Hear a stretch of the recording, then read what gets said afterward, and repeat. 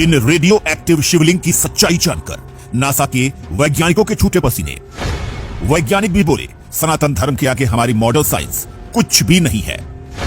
इन 5 अद्भुत मंदिरों में मौजूद है 5 मूलभूत तत्वों के सबसे बड़े सबूत। ये 5 शिवलिंग करते हैं प्रकृति के पंच तत्व को रिप्रेजेंट।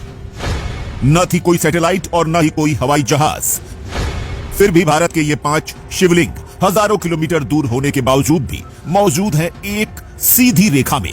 दोस्तों, क्या आपको पता है कि भारत में ऐसे शिवलिंग हैं जिनकी जब वैज्ञानिकों द्वारा जांच की गई तो वो रेडियो एक्टिव निकले।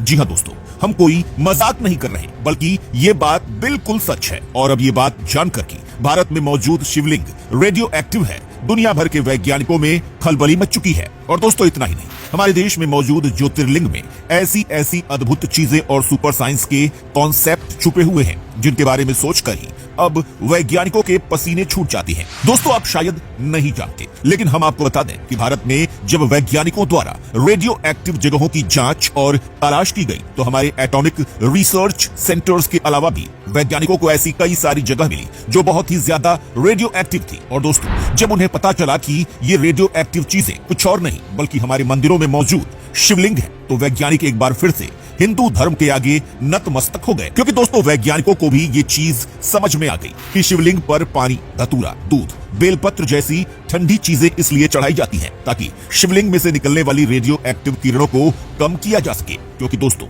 आप अच्छे से जानते हैं कि महादेव जगत के संहारक के नाम से जाने जाते हैं और जब भगवान शिव की तीसरी आंख खुलती है तो पूरी दुनिया में खलबली मच जाती है। और दोस्तों, यही वजह है कि जब शिवलिंग पर पानी चढ़ाया जाता है तो उसे नदी में मिला दिया जाता है। क्योंकि दोस्तों, रेडियो एक्टिव शिवलिंग पर चढ़ाया गया यह पानी नदी में मिलने के बाद औषधि का काम करता है। और दोस्तों, इस पानी के द्वारा ही वनस्पति और बाकी जीवों को ताकत मिलती है।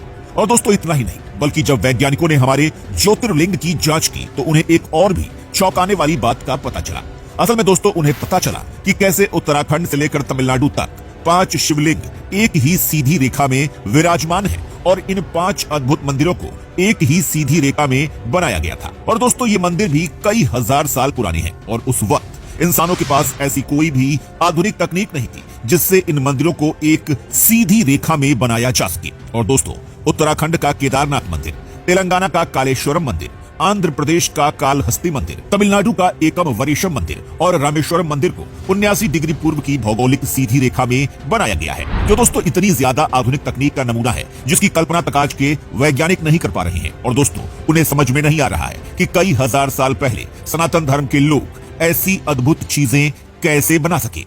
साथ ही दोस्तों, वैज्ञानिकों को यह भी पता चला है कि इन 5 मंदिरों में मौजूद 5 शिवलिंग अपने आप में 5 मूलभूत तत्वों को प्रस्तुत करते हैं। जी हां दोस्तों, वो 5 मूलभूत तत्व पानी, अग्नि, पृथ्वी, आकाश और वायु, जिससे ये पूरी की पूरी दुनिया बनी हुई है। असल में दोस्तों, यहाँ मौजूद 5 मूलभूत तत्वों को दिखाते हैं। और दोस्तों, सनातन धर्म में मौजूद इस वैज्ञानिकता को देखकर अब नासा तक के वैज्ञानिकों के होश उड़ चुके हैं। और दोस्तों, वैज्ञानिक तो अब सनातन धर्म को विज्ञान का सबसे बड़ा धर्म भी कहने लग चुके हैं।